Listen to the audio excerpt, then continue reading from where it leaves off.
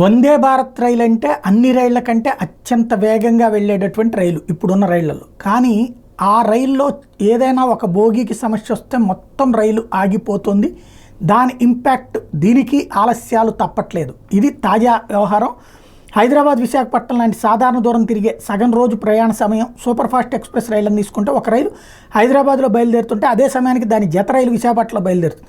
హైదరాబాద్లో ఉదయం బయలుదేరే తిరుపతి వందే భారత్ రైలు అదే రోజు మధ్యాహ్నం తిరుపతి చేరుకుని కాసేపటికి అక్కడే బయలుదేరి రాత్రి హైదరాబాద్కి చేరుకుంటుంది. దేశంలోని అన్ని వందే భారత్ రైళ్ళది ఇదే తీరు.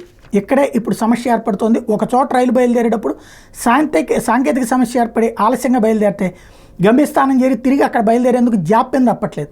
ఈ నెల 16న విశాఖపట్నంలో హైదరాబాద్ వచ్చే వందే భారత్ రైలు 3 గంటల ఆలస్యంగా బయలుదేరి విజయవాడలో మరో 2 గంటల ఆలస్యమైంది. ఈ మొత్తం కలిపి 5 గంటల ఆలస్యంగా హైదరాబాద్ చేరుకుంది. సాధారణ రోజులు హైదరాబాద్లో మధ్యాహ్నం 3 గంటల తిరుగు ప్రయాణం ఉండాల్సి ఉంటే 5 గంటల ఆలస్యంగా రాత్రి 8 గంటలకి ఆ రైలు బయలుదేరాల్సి వచ్చింది. దాని ఇంపాక్ట్ ఇప్పుడు కంటిన్యూ అవుతోంది.